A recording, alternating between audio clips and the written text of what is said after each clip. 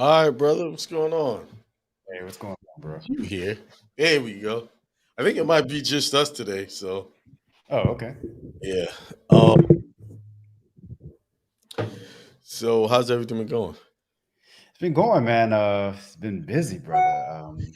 Got some Yeah. got some stuff coming up tomorrow. We have a meeting. There's it's interesting just the opportunities that you can get here in Belgium. There's a organization here that if you have like a possible venture that you want to pitch, they'll kind of hear you out, almost like a kind of like a Shark Tank thing, but it's actually funded by policies here with the government and also like banks and stuff. So they try to help launch new ventures and new entrepreneurial endeavors here to kind of just bring more innovation to the to the community. So we got a presentation we're going to be giving tomorrow to see if they'll bite on it and go from there. So I've been doing a lot of work in preparation for that, and also getting ready for the he make the healing decision challenge coming up at the first of the month. Okay. So What's so that going to be about? The healing decision. well, it's about making a healing decision in areas of your health, your relationships, and how you're contributing in the world. And most people, unfortunately, especially entrepreneurs, have difficulty making decisions. And one of the reasons, and one of the reasons why we have this difficulty making decisions is because we see so many opportunities. So, and an issue will be we'll start in one lane and then hit an obstacle or come up on a challenge. Then we go look for a solution, and then oh, we see something else. Oh, this is even better. You drop what you're doing and you go here, and you get on this cycle of just constantly shifting from one thing to the next and not really getting anything done. But when you make a decision on something, you actually cut off all other possibilities. The word decision in and of itself means to cut away or cut off. And Right. so there are no other choices then. And so what we're inviting people to do is to make a healing decision in their lives so they can make more health for themselves, make more love in their relationships, and make more money. But Right. it comes down to making that decision. Yeah. And that's I see it all the time. Mm. People come to me, hey, I want help starting a business or doing something. Well, I always say, well, what do you have right now that you can put in front of everybody? Oh, I Yeah. have this. Well, I said, well, put it out there. Just put it out there. The customers will tell you what you need to fix. Mm. Yeah. But too many times people want it perfect before they get Hmm. started. Like, Yeah. um, I was just talking to I wasn't talking. Beth was talking to her brother the other Mm. day, and he started a channel a few months ago. And his first show, I liked it. It was raw, he seemed authentic, and he was just talking getting your affairs in order through trust. And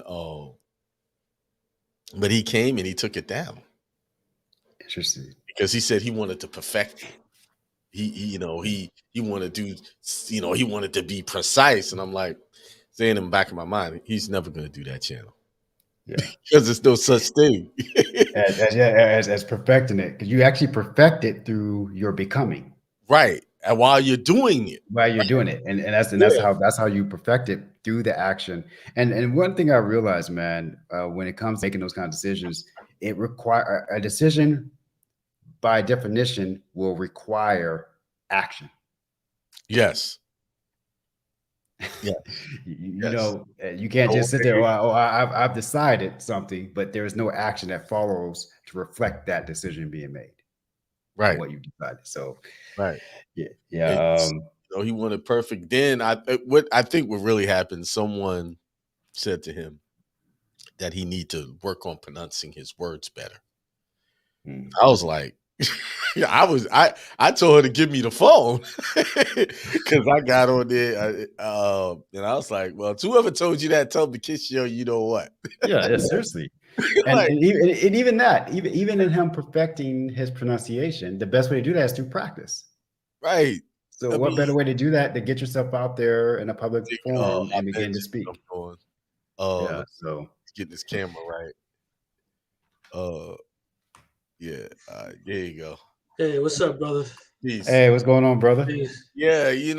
I was like, for someone to say that to someone, you know, that's hate speech to me. It I need is. to do better in my pronouncing word. I know I don't pronounce my words perfectly all the time. And tell you the truth, I'm not trying to. I'm just trying to be Thank me. you. Yeah. Right. And we grew up in our world, we are pronouncing our words correctly. Mm-hmm. In other people's world, that we're not. But that's Yeah. I'm not trying to be someone I'm not, you know. Exactly. You're not here for them. And that's the thing about it. Like for good another good case in point on that. So here, obviously, when I'm speaking with people here, Hmm. where from I would say 99% of the people here, English is not their first language. Right. And so when they're speaking with me and they'll say something that may not be the appropriate word or something that may be out of context because they're trying to pull, the meaning of something in and us have the dialogue, you know, I'm not tripping about it No, because as long as you understand it's what they're saying. yeah, as long as I can understand what they're saying and what they're trying to get across to me, I'm not going to trip about that. And the thing is, like you were saying, man, it's like in my world, being a native English speaker from America, yeah, I have a better grasp of the language than someone who this is a second or third language to them. Right. And even within our culture, our community within America, we have our own dialect, we have our own way of saying things, and Yes. and somebody from another area or part of the United States be like, well, that's not correct. But in our world, that is correct, and we have a clear understanding of what's being communicated, what the Mhm. meaning is behind it, and we understand whatever references that are also being imparted Right. from that communication. So it's We as all a relative. people have dialects across the world pretty much. Exactly. In Bedford-Stuyvesant, Brooklyn has a different dialect than Edenwald Projects in the Bronx, which is they're both New Yeah. York cities, and in Yeah. Exactly. Queens. And then you leave New York and you go to New Jersey, they got a different dialect. And you come Yeah. down south, that's a different dialect. Different dialect. Exactly. Well, from Columbia, South Carolina to Charleston, South Carolina, that's Oh, a different dialect. yeah. Absolutely. It's like all over. We have a different dialect and pronouncing words. Long as you're communicating and people can understand it. And one thing I know about being on the platform like YouTube and other social media, people are so inundated with fake people.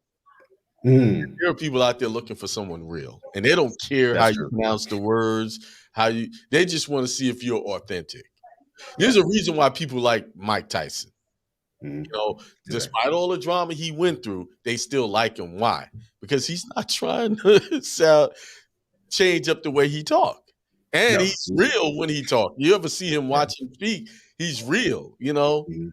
You know, I used to be like that. All that voice coming out of the guy that big, But at the same time, when I've watched him mature, and when he talks real, He and he doesn't does. pronounce his words perfectly. But I understand what he's coming from. What I Mhm. understand is the spirit of Mike Tyson, Thank not you. so much the pronunciation and him using words. And that's what I was trying to convey. Say, listen, your channel would do great. What he was talking about, he was really raw in his speech, but it was facts he was talking about. And that's like, look, Mhm. I like what you're doing. Mhm. It's original. It is no one else is out there pretty much doing it like you're doing it. Keep it going. But Yeah. it's so hard to when someone comes to you and says to you, especially if someone you care about says to you, "Oh, you need to do this," it makes you doubt yourself. And that True. goes where, you just gotta look within himself and know that he got the skills. Yeah. The, And that's an issue of identity. Him not being clear about who he is. Because yes, I would agree with that. I'm agree 100%. I've gotten caught up in that younger when someone said to me, I had someone willing to teach me how to DJ, and he worked for 98.7 Kiss in New York. oh wow, okay. And he was a DJ there, and he was like, "I'll teach you how to do what I'm doing. I went home, told my parents, my brother, they all made jokes of me because they were very religious, and that wasn't what I was supposed to be working to give out magazines and for the organization, not try to be a DJ. And I let that discourage me. You know, Mm, I let it, you know, okay, maybe I'm wrong. God doesn't want me to do this. But mm. look, here I am circling back. I'm on you doing YouTube channels, not DJing for a radio station, but I'm influencing people through a YouTube channel. So I came back to it in some way, you know, being in the public eye. Yeah, that's what's So, up. I met got in. We just started talking, but I think today's topic is about our health. You know, what are we doing to keep our health up? Um, why is it important? You know, so I'm gonna let you start out, man. I mean, not Ahmed, my D, because you're the doctor in the I room. was about to say, I ain't the doctor. You're the doctor. you Yeah, got well, you got the credentials. yeah. So I would say starting out, man, like the first thing I think is very important that I constantly have to keep myself just updated on is making sure I'm taking care of the 4 elimination pathways of detoxification for my body. So there's our body and our nervous system regulates our healing and our capacity for regeneration and repair through elimination toxins from our system. So for me, those 4 elimination pathways are our breath, making sure you're breathing properly every day. You're doing some breath work, meditation, some breathing going on. Also, through sweating, through our skin. That's another detoxification organ. And people don't realize that the skin actually is an organ. It's the largest organ of the body. Mm, And the health of the skin, when you start looking at your skin and examining your skin, it can tell you a lot about how well you're doing internally. And so if you're noticing a lot of blemishes and things like that, one way to begin to help the body clear with in addition to the breathing is through sweating. And so the best way to start sweating is to move the body. And I always tell folks um, the body only has one purpose and one purpose only, and that's to keep you moving. It's your vehicle that's designed to move upon this planet Earth. And when you're not moving it, it starts to break down because it's not able to fulfill this purpose. So you got breathing, moving, and then the major other two that we do, I hope every day, is urination, peeing, going to the bathroom and taking a pee, and then defecation, going to the bathroom and having a bowel movement. And so normally when I'm working with someone, man, one of the first things I ask them specifically, because I know more than likely they're going to go and urinate, they're going to go have a pee throughout the day. So they're going to have multiple times they're going to go and urinate. The one thing that I find quite fascinating with folks is a lot of them are not defecating. They're not having a mm, bowel movement. yeah. And so when you wake up in the morning, you automatically get up and you go to the bathroom to urinate. You should also be defecating, having a bowel movement.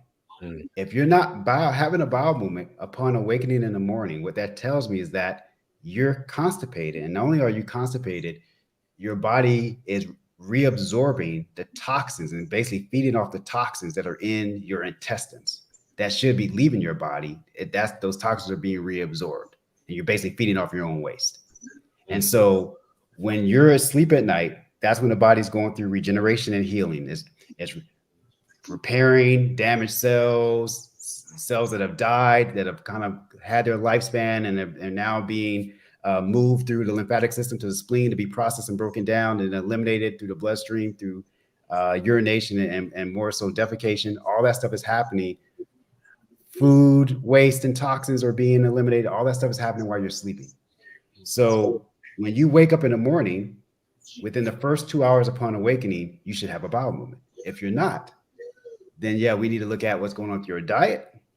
And then again, also moving the body actually helps stimulate, peristalsis and stimulates the body's ability to have bowel movement. So those are things that I try to make sure on a daily basis that I'm doing, that I'm Yes, that's breathing, sweating, making sure I'm urinating, making sure I'm defecating. So I got those 3 things going on, and I mean those 4 things going on.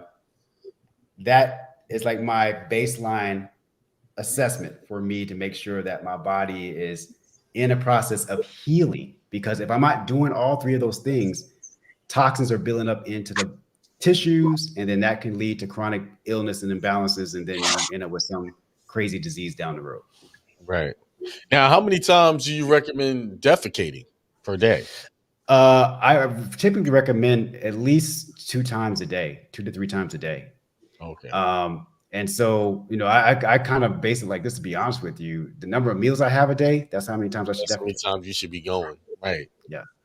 And Yeah. I've dealt with folks who are like, oh, I go once a week, once every 2 weeks. And like, seriously, this is like, wow. And it's like, to me, it's like You almost notice mind blowing. But good. yeah, And you will notice have the these folks who will personality. do that. Yeah. Say again.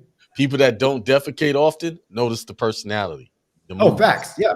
Interesting. Yeah. So check it. So as within, so without. Mm-hmm. So when you are holding on to your toxins and you're constipated, these people will have issues letting things go within their personality. They hold on to things, they hold grudges. Also because of the toxicity and the acidity, that them not being able to remove toxins in a very free fashion from the body, they have more of a acidic and corrosive type personality. They're quick to react, quick to get angry, quick to just jump off the handle, trip, and they got a very negative perspective about life.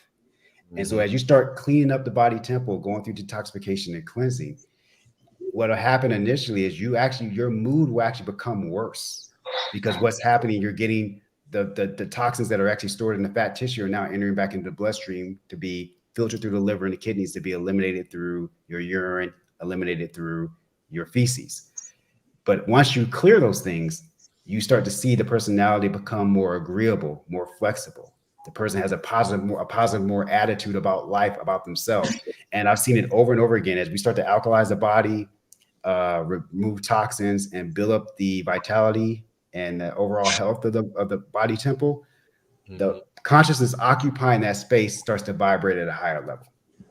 Right. Yeah.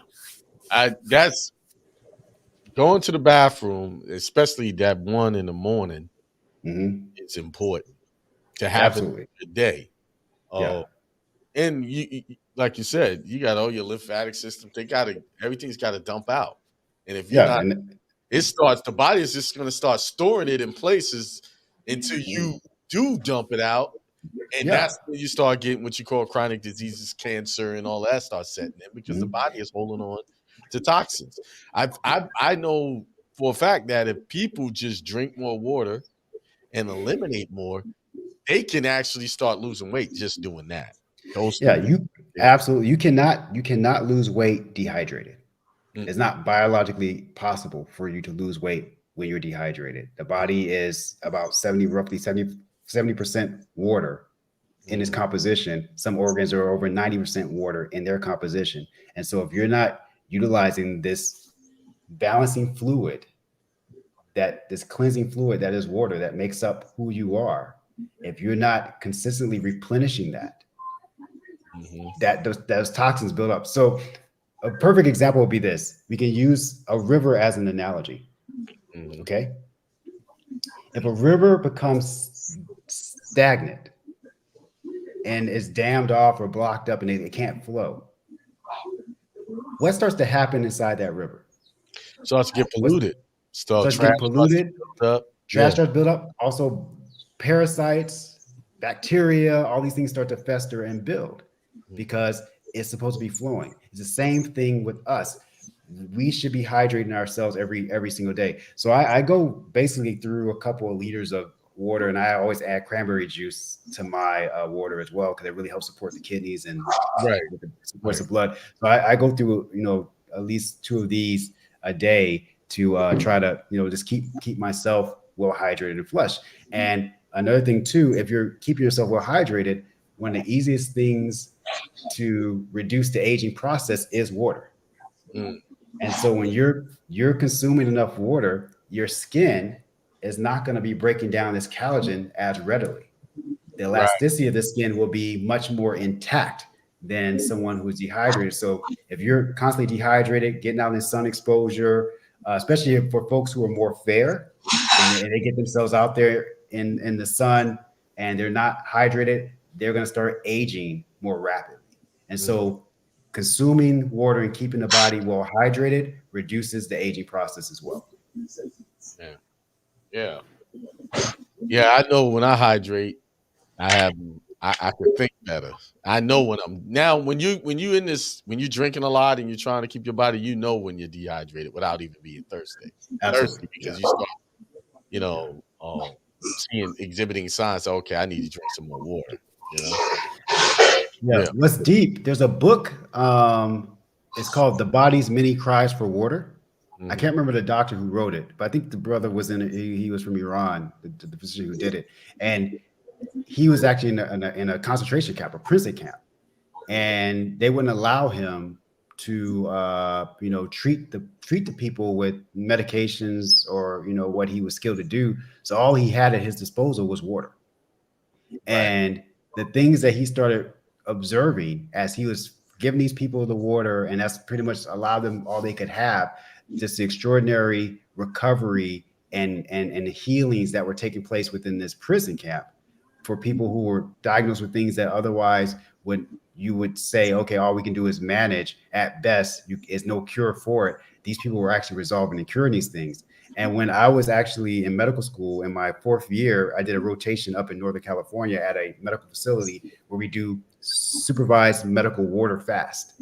Mhm. And I saw, like, for example, type 2 diabetes resolve within a week and a half.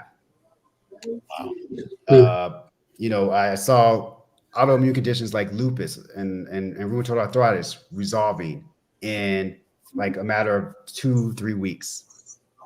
And these are things that And that's we're just from told water that's fast. just from water, just drinking water, medically supervised fast of them just on water, and the results were just extraordinary.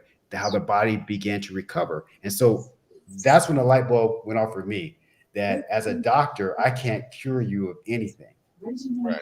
That's when I realized that the power that created this body heals this body. And the best thing I can do is guide and facilitate that, or even teach you how to do it for yourself, which is even better. And so Right. when you start doing the things that are in alignment with natural law, Mhm. when you're honoring natural law and you're living in accordance with the divine laws through which this plane that we're on and we're existing on are governed, your body will align itself and heal itself of almost anything, unless it's been so beaten down to the point where the energy and the magnetic hold of the body cannot hold the spirit any longer and it has to let it go. Yes, because it's just too weak. But for most situations, you can see yourself recover from extraordinary amounts of things that conventional medicine would tell you at best you can manage. Like convention medicine says they can't cure a lot of things, but Mm. I've seen stuff cured in natural healing processes that they said that could, you know. Yeah. So like HIV, things like that, and Hmm. lupus. Hmm. What's the other thing? There's something else that they said that couldn't be cured. Even diabetes. Yeah, diabetes. Yeah, yeah, Right. and I've seen it with type 1 and type 2. Type 1 is autoimmune, where Right. they're insulin dependent Right. because they're not able to produce the pancreas. Is not able to produce it because the immune system is in essence attacking the beta cells of the pancreas, so it cannot produce insulin. So they're insulin dependent. And one of my good friends and colleague, he's also a naturopathic medical doctor, uh, Kurt. Kurt actually reversed his type 1 diabetes through nutrition and through drinking water, through eating completely raw, a raw plant-based diet, and getting all the nutrient density from that. Completely allowed his body to regenerate. And that's another thing too about living foods. When you start putting living foods into the body will respond in kind. I have an easy equation that I like to tell folks. Life begets life. You put more life into the body, you get more life out of it. You start putting things that are dead into the body, processed, and no life in it, that takes away the life and vital force of the body. So when you start integrating more living foods into it, you can reverse things there. And I at that place where I did that rotation, there was a high-powered lawyer from Boston who had 14% kidney function left. So we couldn't fast him because a fast would have killed him. It'd have been too much damage to his kidneys to fast him on water. So all he did, the diet that we were offering all the patients who were there, it was completely plant-based, 100% organic, and there were no added salt, no added sugar, no added oils. How it came from the earth is how you consumed it, with some herbs and spices. And so the lawyer was only eating this food every day and drinking fresh juices, like vegetable and fruit juices. Within 2.5 months, he went from a stent, he already had a stent in his arm for dialysis, and he was on a kidney transplant list. In 2.5 months, he went from 14% kidney function to fully regenerating his kidneys. No need for transplant, no need for dialysis. In 2.5 months, where the doctor's like, if you don't get a transplant within the next 6 months, you're going to be dead. His body completely recovered and regenerated in 2.5 months. So he didn't need any of that stuff anymore. And that was just on him eating completely plant-based living foods and just drinking juice every day. Right. And reducing and not being in a stressful environment, because he was at our facility. So he wasn't worried about his cases there in Boston and all the stress he had on him. He lost over 40 pounds of weight while he was there. He stayed there for 2.5 months. And it was just extraordinary, the results that he had. And so I was seeing those kind of things take place, man. And I was just like, wow, okay. I need to reframe how I'm looking at working with folks going forward. Now, how come we don't hear about this on the news? These type. Well, I got two words for you. I'm just, yeah, we already know. Yeah. Question I already know the answer to. Yeah. I already know. Yeah, that was rhetorical right there. Yeah, I was rhetorical going to for sure. mention the stress part of it, because I was going to say how important. It doesn't matter what you're doing with yourself and how you're doing it. If you're in a stressful environment, your body is stressed, you're negating everything you're doing. Absolutely. Yeah, I was always joking with my holistic nutrition students, man. It's a perfect point I met with folks. I said you can have the most pristine, prayed over by monks all over the world, grown in the most nutrient dense soils that you can imagine. All the vegetables were massaged and prayed over and spoken into, and you got this high vibrational meal in front of you. And if you come to that meal all angry, hostile, just negative, and you start taking that food and you, in essence, start turning all of that richness and goodness into toxicity. Mm-hmm. Your body will not be able to absorb it properly, break it down properly, assimilate it properly, and it'll just sit within your system and begin to putrefy and create more toxins than all the good that it can be taken out of it, because you've come to that meal in this fight or flight state. So all the blood flow is not going to the digestive organs to digest, assimilate, and absorb these nutrients. All your blood flows in your extremities into your brain, dealing with the stress that you are under in that moment. And so I always remember, man, growing up, and you brothers can probably speak to this as well. Like, my grandmother was adamant about blessing our food before we ate. Mm-hmm. Get still, get quiet, and thank God for this meal you're about to receive. And, coming up, you're like, man, I'm hungry. I just want to get in here and get down to business. Yeah. But like, nah, you weren't going to touch one bite until grace was said. And you bowed your head and you got quiet. As I became older and an adult and going through medical school, there's some science in that. When you humble yourself and you are thankful and you're coming from a place of gratitude and thanksgiving, you're now in a parasympathetic state to receive this food and do the most with it when you're in that state. So when it was time to just be still and give thanks to the Most High and honor the divine and all hands that have gone into preparation of this meal, that in and of itself begins to set the frequency and tone for the body to receive. And in that tone, it has a capacity to absorb the greatest amount of nutrients and do the best with that food that you've just given yourself. Yeah, that's Yeah, I never thought of it like that. Yeah, I'm Like, about to say that's a different the perspective. prayer Yeah, was a chore, yeah. Yeah, exactly. Yeah. You That I kind of took out of them. I don't even do it. So I mean, that's a yeah. different perspective there. I got to look at that Well, they differently. never really explained it to us, but it makes sense And they because probably didn't know. It was just you know, tradition. It's just tradition, but the it's just science was there, man. The yeah. science was there. Said Yeah. it's better to give than it is to receive. Giving thanks. Hmm. Yeah, Yeah. I could see that.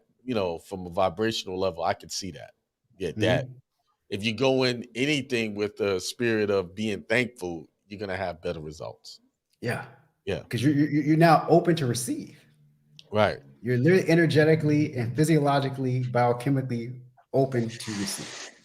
I can tell you with certainty when I go into my meditations and I go and start off with being thankful instead of asking to receive stuff, I get more out of that than just being thankful for what I already have, you know. Yeah. And that's I make a ritual of that, just being thankful, you know. Absolutely. Yeah. But I need to do that without food. Yeah, brother. Yeah, like, and it's something we do in our household now, man. It's like it's just part of our daily ritual for dinner. Especially because that's that last meal of the day, Mm, and so we want to basically be able to, really be able to absorb and receive those nutrients that will sustain us over the course of the night as we rest, and our body's repairing, regenerating, and detoxifying. So it has those metabolic reserves of nutrients readily available now to work its magic over the course of that time while we're sleeping. mhm. And Right. so that dinner, that evening meal, man, we always come to the dinner table together as a family, and as we break bread, before we break bread, we give thanks. And in the process of doing that, again, I said it sets up the vibration from a physiological and biochemical standpoint, where you're now in what we call that ventral parasympathetic state. All the blood is there within the digestive organs, waiting to receive that nourishment so it can Mm. start doing the work on it in the most efficient way that it can.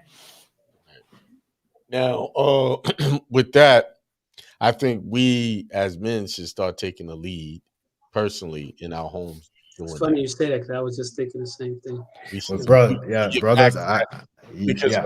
when we did it as a kid, even though it was a chore and it was like, oh, here we go, because some people just took too long doing their prayers. We all young and guys taking 5 minutes to say a Mhm. prayer, but I know we had better family camaraderie when we did that. Yeah, We all just yeah. doing that ritual right before a meal, especially when you're in group settings. You Mhm. know? Yeah. So yeah, Yeah, it was interesting, man. And what was really, I'm really grateful. My partner, she requested hmm that, and she's like, it was important to her, and what was very important to her was that I was leading hmm this example for the family. and that's And that's that's yeah, that's it right there. yeah, We don't and see that anymore. We don't see men mm-mm, doing that anymore. mm-mm, And it's almost like it's not even expected, you yeah, know. But I yeah, think, and I kind of shied away from it because I grew up with that all my life, and mhm, I connected to my experiences being a Jehovah's Witness, but I can disconnect that and just concentrate on doing that as the man of mhm, the house, leading in prayer and showing people how to be thankful, absolutely. for what we have, for our health. Hmm. We talk about this thing with our family. Hey, we need to do this and do that, but are we showing our family what we need to do by our own examples? It's Precisely. easy to point out what you need to do. Hey, this is how we do it. No, I think we'll get better results as men in our homes if we just being the example of what we say we're talking about. Yeah, and that's what we're designed to be, and we've actually walked away from our role, our assignment. And that's why we got problems. Right now. Yeah, That's why we having problems with the women because we're not in our assignment. Because I really believe if we're on our mission and doing how we are supposed to be as men, everything else falls into place. I think I know I'm just speaking for myself.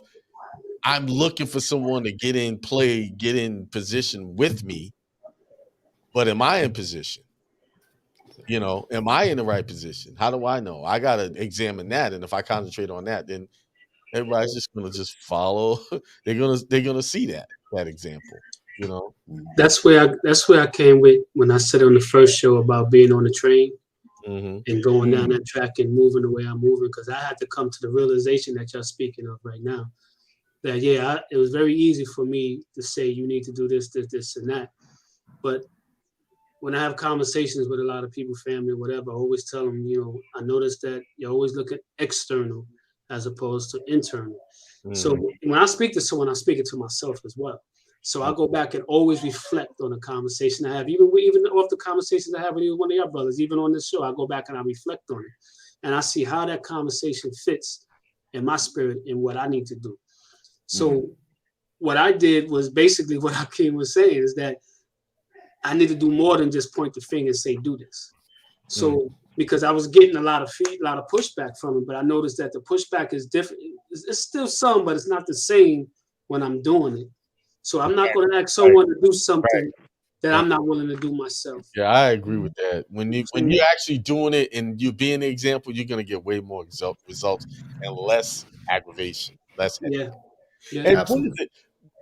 it? Where's the headache coming from? The headache comes from because you're trying to get someone to do something and you feel like they're not agreeing with you and following you. So the frustration is really coming from within because you're trying to change someone else without changing yourself. Yeah. You know, so I think this is a great conversation. Come on, because when you brought up the whole prayer before meals, and it just hit me. That's very important, and yeah, that's because that's yeah, showing just not just praying and just we all know we've been in those prayers where they were empty prayers, right? Mm. But Mm. a prayer, like you said, of thanksgiving, being thankful for what we have. I think a reason why a lot of our children are not thankful and our families are not thankful because we're not showing them how to be thankful, Yeah. what to be thankful for. For We're not even saying, we're just, hey, you should be thankful. Okay, why am I thankful? Because you bought me this. What for? What is this? We're expecting them to just know when they don't know. Mm. But You the know, question is, do we even know how to be thankful ourselves? right, Yeah. right, Yeah. right. But But one thing I learned is that we you have to learn. can't you can't expect someone to do something that they're not either capable of doing or not willing to do. And it's actually unloving to try to get a person to do something they're not Mm. capable of Or even doing or show not an willing to do. example of how to do it. Mm. Yeah. You know, Mm. you know, I think that's the challenge. We got to hold ourselves accountable there. But see, being alpha men sometimes we get stuck in this mode. And I'm not saying, and don't get me twisted, we don't come out of that alpha men state now. I don't want everybody else, yeah, see, it's sensitive, so I don't get into all that. You know what I'm saying? But I being feel you. sometimes we get stuck in this alpha mode and we're so rigid that we don't see that even that rigidness needs to have some type of offset. I don't know if I'm saying the right word or whatever, but we don't. I'm not saying compromise who you are and your role and what you're supposed to be as that alpha Mhm. male. We never come Right. out of that because once you step out of that, you out of your role. Period. Yeah. Right. So, but we have to see that we may have to approach it differently. Not necessarily say Indeed. it differently, but we may have to approach it differently. Yeah. Absolutely. I think that alpha role, Ahmed, that you're speaking about has to be tapered with discernment and wisdom. There you go. And compassion. Yeah. Yeah. Well, yeah, absolutely. That compassion. And so when we have that level of discernment, wisdom, and compassion in that role that we're in, we're able to then, guide our families and those we're in leadership over in a much more efficient and effective way. Hmm. And they'll be glad to follow our lead because we're coming with that strength that we've been endowed with as men, Hmm. and we have the discernment, the wisdom, and the compassion to lead from those qualities, from those traits. And in doing so, I've found within myself and engaging with other folk that they are far more inclined to be receptive to what it is that I'm trying to say, where I'm trying to lead, and what I'm trying to build. And when I come out that ego, like you said, and I'm just so rigid, and it's like, no, it's like my way or the highway kind of mindset, then yeah, I think we can get in trouble. Right. Now, alpha, okay, that means dominant, being the dominant, the leader. So, okay, what are you going to be dominant in? Right? Hold on. Wait till Marty get back. Okay. What are you going to be dominant in? Because alpha is just alpha, right? But we get to define how you're going to be an alpha. Are you going to be dominant in being the loving one in the relationship, the compassionate, having the wisdom, and taking the lead in all of the positive things? See, a lot of times people take that alpha and they're negative with it. Yeah, I'm the man, and you got to just do what I say, and that's it. That's a negative way of doing things.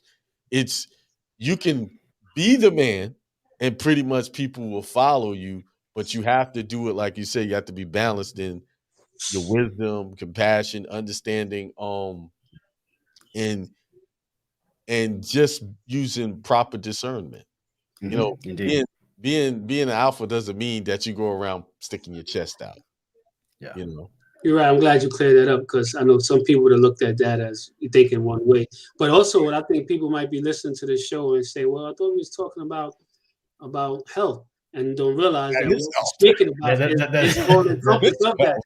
Yeah, that exactly. is a profound ingredient to that which is health. Exactly. And wanting your family to follow you in the path that you take in keeping yourself healthy, because it's so easy to fall into the things that are done commonly in the family that they may have came up with, and just follow suit because we ain't taught the things that we're doing now and overstanding now. We wasn't taught these things. I mean, I'll tell you one thing for me is that my mom was never really into a lot of stuff. I mean, she didn't go to doctors. She didn't believe in doctors. So we got what's crazy is that we rebelled against her and then come back later and be like, damn, now I understand what you was talking about. Now I get it, See, why did you rebel against her? Where were you getting your education from? Exactly. I was getting it from outside of her, because that school system, right? That those other people that you gave authority over, the ones that should have authority over you. Right. Yeah, exactly. We create our enemies through letting our children be educated by a system. 100%. That's not that they're not educating them to support us as a family and build wealth within our family. They're educating them to build wealth for a system. Exactly. That's what our kids are being educated. Once I got that realization that that's what's happening there, I was like, wait a minute, we're sending our children out there to become enemies to their own home. I had a discussion with my daughter's teacher the other day, because she said to me, it's a little off topic, but not off topic because it comes back to it. She said to me, "Oh, I need to talk to you because your daughter's not following directions." I said, "Okay, what do you mean?" "Well, she's not following directions." "Okay, what do you mean?" Right? Because you're telling me not following directions means a broad spectrum. She's not doing anything right. So what do you mean by she's not following directions? So she gave me an example about not putting a sweater in a bag, and gave me an example of how, you bring your child to me for 6 to 8 hours. I got to make sure she come back. That whole rigmarole that people like to fall into, like they're having a great conversation. So she finally brought up what the real issue was. My daughter, the reason why I allow my daughter to go back to school, they got to wear the mask in New York, right? But my daughter understands the stupidness of the mask. Believe me. So she's always taking the mask down. And she started challenging the teacher with it, but she always taking the mask down. So she said, "Well, she doesn't take the mask down because the mask is to keep me." So I said, "Who? Keep who safe?" "Well, you could come close because I don't have COVID." I said, "Well, let me explain something to you." So I pointed out to all the teachers and stuff all the parents that was outside. I said, "Well, you have to understand, we don't participate in this." "Well, what do you mean?" I said, "We have a different understanding, a different view about what's going on. We don't participate, and I will not allow my child to be indoctrinated in this, because what y'all don't understand is the effect that y'all have mentally on them by sitting in the classroom with a mask on all day. That ain't doing it. That's not effective." I said, "It's not my issue." And this is a religious school. It's a Seventh-day Adventist school, believe it or not. So I said, "It's not my issue if y'all don't want to research and understand what's going on. And I'm in a religious school. Where's your faith? I'm saying you're supposed to have a faith. Where's your faith? But she's not supposed to be disruptive in your class." I said, "Well, my first question that I've always asked, was she disrespectful?" "No." "Okay. long as she ain't disrespectful, I could deal with anything else. Disrespect, then we got to handle it a different way. So I said, but what I need you to understand is that we're not coming from the perspective that you used to everybody else coming from. So if she needs a break, well, if she has a shield, she can get it. But I said, well, she's not going to sit in here look like a space cadet either. So, that's just not going to happen. It's crazy. You know what I'm saying? So if she needs to take a break, she's going to take a break. But if there's anything else that she's being disruptive and not allowing the class to move forward, then that's something different. So my point to her was that we have a different understanding of how we're going to take care of our health. We understand what we need to do, and we're not going to just be indoctrinated just because. So if you're not going to research, it's a little bit of research too, what it is that you need to do to keep yourself protected. And I tell my children, and actually my 7-year-old daughter tell you now, what do you learn in school? She said, everything I learned in school is a lie. So, and she would tell you straight, just like everything I learned, and she understand that because they would tell her certain things, and I would come back and I would re-educate on certain. And I told the teacher that. I said, y'all indoctrinated with certain things. I got to bring it back home and re-educate her on these things, because my main thing to that, I didn't say this to her, but my main thing to that is what we spoke about here, is that power. I would never, ever lose the power over my children to nobody, to no school or any other system, because all you're doing is spoon feeding, but you're not coming from a place of real genuine wanting to do right. Because even if you feel you are, real genuine to want to do right would really go out and get that research and get that knowledge to want to get, not just regurgitate what's been said. Yeah, I agree. Yeah, spitting talking points. Well, Oscar the mask. It says not for medical use. I mean, just that one sentence says it all. Okay. So let's get off that. They're cutting people off because they say stuff like that. But hey, man, let's keep it real. We know what it's all about with that. It's not really about health. It's about monetary gain. It's called what it is. Let's call that animal exactly what it is. But unfortunately for us, we have people who believe it. That's their belief. But I'm not here to change their mind. I'm just going to walk the way I walk and deal with things. Well, it kind of goes back to, bro, what they believe it because faith comes by hearing. Right. And what they've been hearing over and over and over and over again is that you're going to die from this. It's deadly.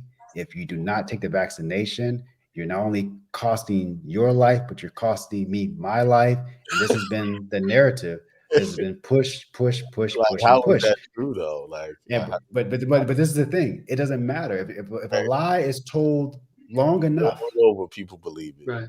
People will believe it, regardless of what the story is. And we're just designed, man. That's why I really try to educate folks in saying, you, from a health standpoint, not only should you be cognizant of what you consciously put into your mouth and what goes into your body, but you have to be just as diligent and protective of what you allow to come into your mind and what you listen to. Yes. Because faith comes by hearing. And you will believe what you're told over and over and over again. And the greatest energy will always prevail. So if you got an energy out there in the world that's continuously professing something over and over again, and your consciousness is like, okay, no, that's not true. No, that's not true. But the subconscious is continuing to hear this over and over. It's going to break you down and rewire your neural pathways to say that's what it's for. It's going to break down. You just start rationalizing, why you should do something, well, maybe, it's not so bad. But go ahead, Ahmed. Yeah, I may cut you off, brother. Well, that same thought that you put out there, wouldn't you correlate that to also with the healing of anything in your body? If you're hearing that this cancer is going to kill you, absolutely, this cancer is going to do this cancer is going to do that.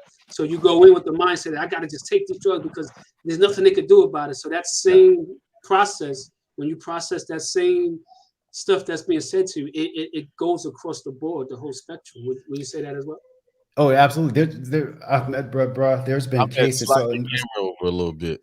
There's been so many cases where someone would be misdiagnosed with a quote unquote dis-ease, and because they were misdiagnosed with this dis-ease, the body, from the mental standpoint, from the mindset and the belief created the dis-ease within the body, Mm-hmm. and then that person would succumb to it. And I'm trying to think of the case right now. There's one where the gentleman was actually diagnosed with cancer. He didn't have cancer, and they told him you have like 3 months or so to live. And because he believed the doctor so much, he died in 3 months.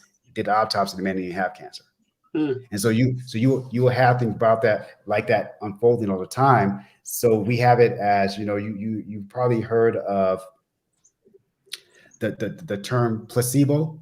That's right. Placebo effect. Yeah. Yeah. Yeah. Bruce But you also have nocebos. So Mm-hmm. placebos are a positive outcome from belief. Nocebos are a negative outcome from belief.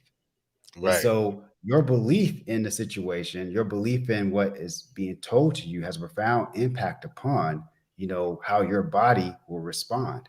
And so if you are expecting your body not to respond in a healthy way, you don't trust the innate immune system that you've been given. You don't trust your nervous system as it's designed to regulate itself. Right. You don't trust all the cells of your body to perform at a high vibrational level and carry out their function day in and day out. And you've been told this thing over here by this individual, and you bought into that fully, and you're fully committed to that. You believe in that person, yeah. Your cells have no choice But to follow. but to obey their father, which is your consciousness. Right. Now, in your natural healing path, what you do, right? What is it a challenge when you have people that, using traditional medical advice and you're taking them down another road, and does that interfere with their progress with you when they have It this can belief that this pill it, is the answer, and it can. And here's the thing: I'm not here to demify, conventional medicine, because it has its purpose and its place. Like for example, if someone has an acute situation going on that we need to utilize a medication to get it under control. For example, if someone's going in anaphylactic shock, right, no herb I can go out there and grab from the tree is going to mitigate that storm of histamine flooding the system and swelling and inflammation taking a hold of the body, where then they end up dying from it. So that EpiPen is going to be essential for us arresting that state and getting that under control. And then we can look in there and start looking at why the body is hypersensitive in this way, why the immune system responds in the hypersensitive, position when it comes to exposure to whatever they're being exposed to and they're getting an anaphylactic reaction from. Then we start going in and doing the work on the back end to help the body lessen that hypersensitivity reaction.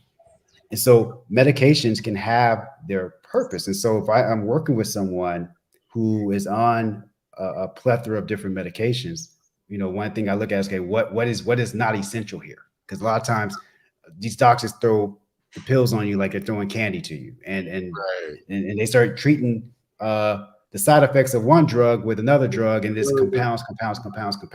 And so we look at what's essential. And this is what I was being taught when I was in medical school at that fasting facility. Like, we would keep the patients on medications that they needed in order to survive. Right. So for example, like in the case of the high-powered lawyer, he came into us, he was on 9 different medications.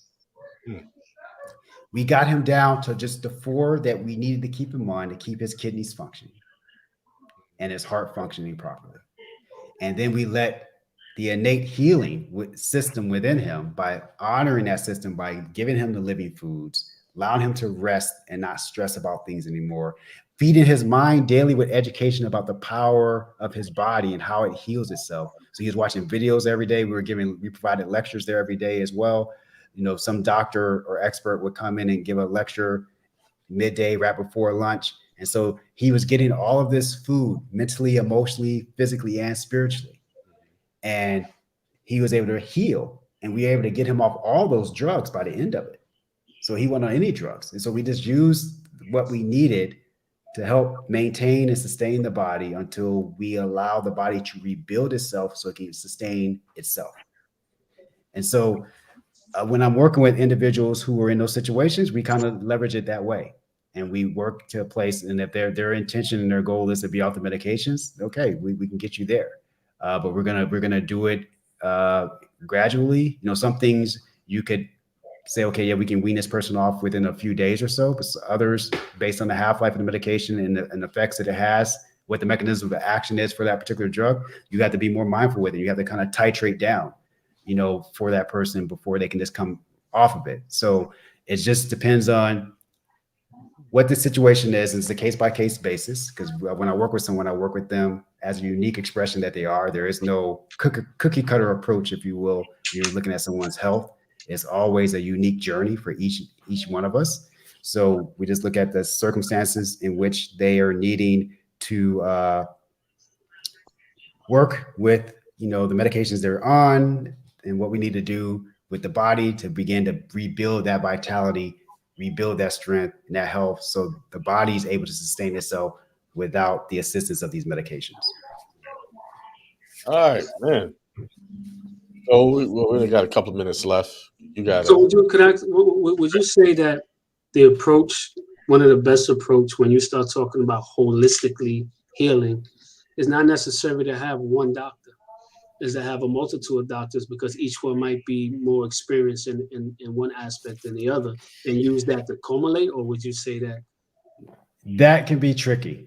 Okay. Because most times, most people have multiple doctors, and they find themselves in actually really worse conditions because these individuals are not communicating with each other. Okay. And one doctor may know something about the patient that the patient is not readily or open to discussing with the other physician. And so there can be a lot of misinformation at times. And so typically what I recommend to folks is like, you find someone who can pretty much assist you all across the board. That's why I chose naturopathic medicine, because it gave me the greatest capacity to work with the individual from, again, going back to natural law, going back to the innate wisdom of the body, where conventional medicine is not taught that paradigm or that philosophy of understanding. They look at the body more mechanistically as a machine that I got to go in and tinker with, and it's compartmentalized down to a particular system, cardiovascular system, the pulmonary system, nephrology as far as the kidneys are concerned, or dealing with the gastrointestinal tract, whatever their specialty is. And they don't understand that this is a whole being here. The body doesn't recognize itself as a heart or lungs, a set of lungs or a set of kidneys.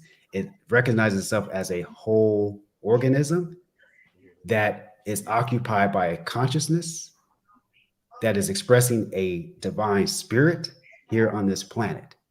And it responds in kind to that consciousness and the spirit that's occupying the space. And so when there is an imbalance in any aspect of self, it influences all aspects of who you are as a whole person. And so if you're dealing with a physician who does not take into consideration all of who you are spiritually, mentally, emotionally, physically, socially, in your relationships, how you're engaging in the world through what you call your work or your contribution, and how your environment is impacting you, and all those things are not taken into consideration when they're assessing you, they are a derelict in their duties, in my opinion. And so having multiple people out there giving opinions and not looking at you as a whole person and getting a full clinical picture. When I mean by clinical picture, how you show up spiritually, mentally, emotionally, physically, socially, through your professional world and in your environment. That's the clinical picture.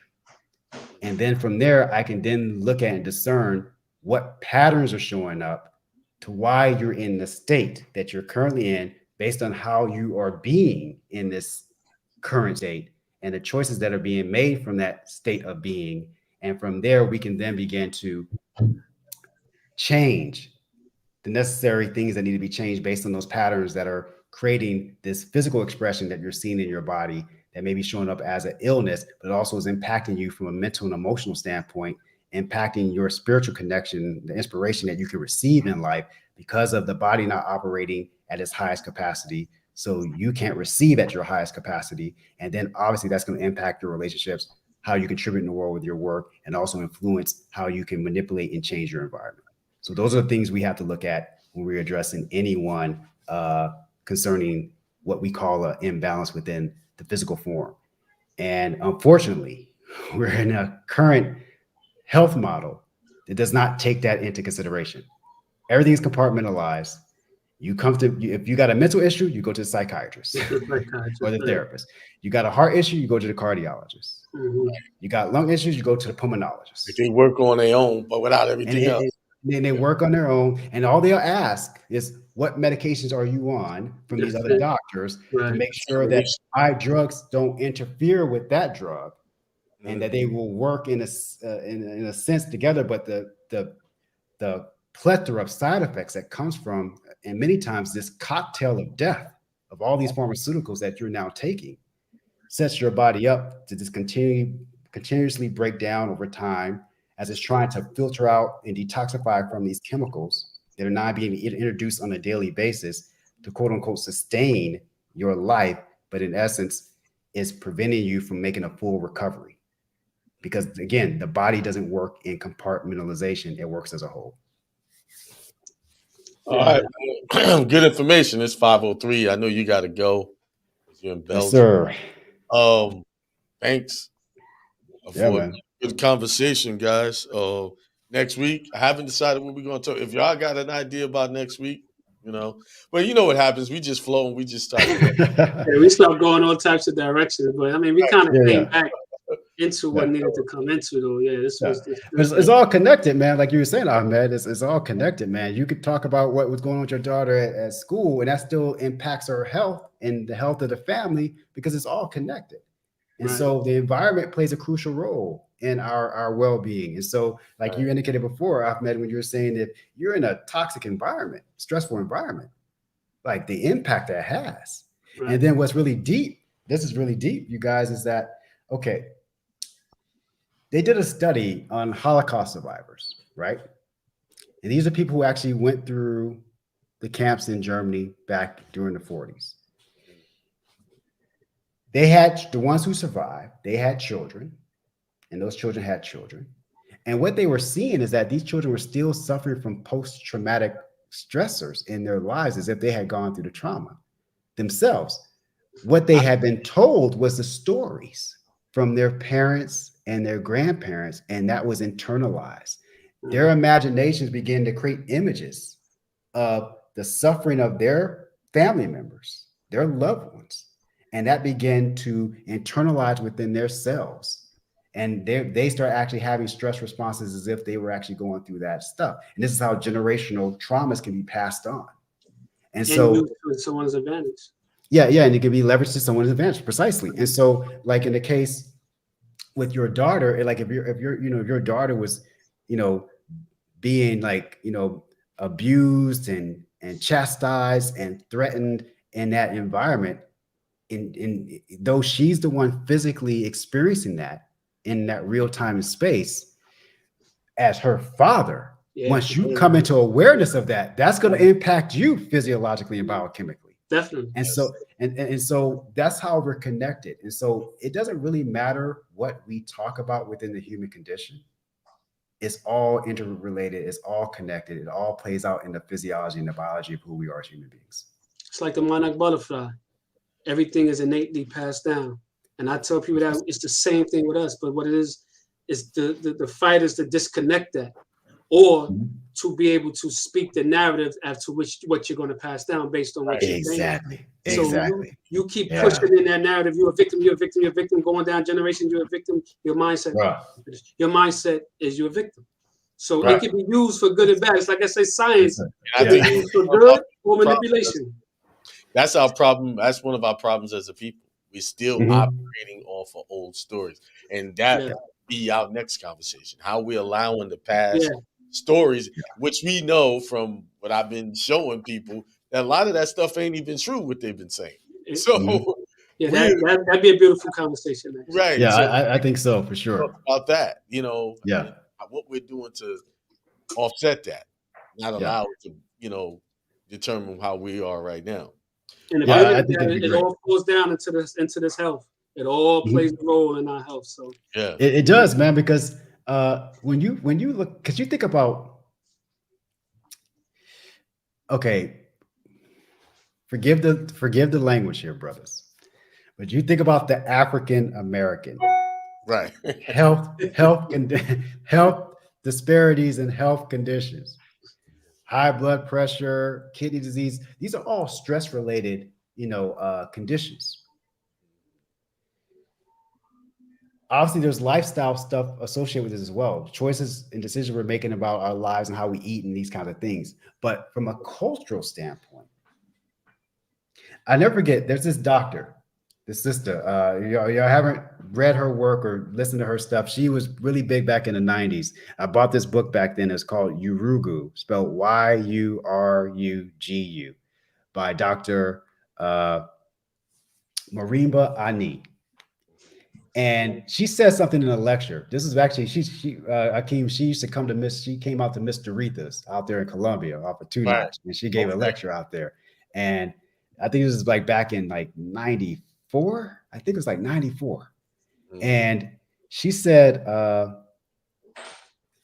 culture is the immune system of a people. Mm. And I didn't understand it. I was like, what, 19 at that time, 20. So I didn't really get what she was saying. I was like, culture is the immune system of a people. I was like, So as I went on with my life and education and ended up in medical school, and I started studying immunology and learning how our immune systems are actually more correctly to be qualified as our defense systems of our bodies. Start understanding that we have this innate immunity, and our bodies constantly, this immune system is constantly going around, or this defense system is constantly going around, assessing every cell and everything it encounters to see if it is self or non-self. If it's categorized as non-self, they bring holy hell against that entity, be it a virus, bacteria, cell, it doesn't matter. They're going to bring the business to take it out. Mhm. And so when the immune system can no longer recognize self, you end up developing what is called an autoimmune condition, where now the immune system starts to attack the organs that are actually of the body temple of the organism, and now starts to break down these healthy cells and see them as non-self. And so when I started thinking about that, and I went back to what the sister was saying, I was like, we've been told such a story about ourselves. We've allowed another invading culture to engage the system, broke down the defenses, where the culture is no longer able to recognize itself, and it's taken on the attributes, characteristics, and qualities of another culture. And now, because of that, attacks itself inwardly. Mm. And just begins to destroy itself, as an autoimmune condition would destroy the body. And the sense of identity is so profound to the physical form. When one loses a sense of his or her identity, the body doesn't have a directive manual by which to govern itself and navigate through life. And these people will be more susceptible to all kind of mental conditions, but also physical conditions, as far as showing up as disease. And so when we are allowing someone to tell the story for us and to dictate the narrative that is told over and over again. And I was thinking about this the other day. I'm domiciled here in Belgium. Everyone here is rooted in their culture, rooted in their nationality. They know who they are. They're all Belgians. Right. And if I became a citizen here of the nation, I wouldn't be classified as an American Belgian. That's why it's a Belgian. I'm just a Belgian. Right. And I was just thinking about this quote unquote African American thing. It's just joke. That's a joke all by itself, because African, you got countries in Africa, Yeah. So you're Libyan, you're Ghanaian, Ethiopian, Egyptian. I mean, that just saying that is just ridiculous. You know, Yeah. you're not going to go over to Africa. Are you African? No, I'm Libyan. This Yeah, is I'm Nigerian, I'm South Mhm. African, I'm Kenyan, Ethiopian, etc. You know, no one's gonna be saying I'm African. And so what's deep is we've allowed others mm-hmm. to qualify us Right. as sub-American because you're not even American, you're African American. Right. You're sub-American, you're a subtype. So by definition of you being classified as an African American, you do not have the same rights to the land, rights to all that's afforded an American, because you're actually a sub classification Mm-hmm. to the Right. original You're American, not to the original even Americans. according because it's a made up term. You're nobody. You're nobody. Yeah. It's literally a Classifying made up term. something that Yeah. doesn't exist. It's made up. You know, to Yeah. and the sad part about it, they use people that look like us to promote it. Yeah, I was gonna say that exactly. Yeah. Yeah. You know, They pushing that And- narrative harder than anybody else. Yeah, and this is the thing about it too, man. With that, why are the only people who look like us that are in America have their black leaders or their African American leaders? yeah, we the only ones I that don't, got. I don't see any other culture that makes up that landmass. They don't have, none of them have these leaders. Well, it goes back to being trustees. They're the trustees to keep us in a certain box. It's called the boule. That's line.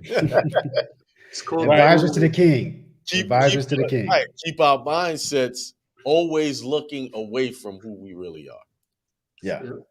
They took the so-called intellectuals and put them in an organization because they made these intellectuals look like they're the ones that could speak for the people, but these intellectuals ain't nothing but sellouts. And their whole mission in life is to keep you victimized and feeling victimized and staying where you at and staying in your place while they can reap any rewards that their zaddies and their daddies allow them to have. And it's called the boule. And so many people that you see today are part of that, the boule. And that boule is real. I think there's people who are part of it knowingly and unknowingly because they're following the narrative. I can agree with that. The reason why they have to do that is simple. We're the gods of the planet.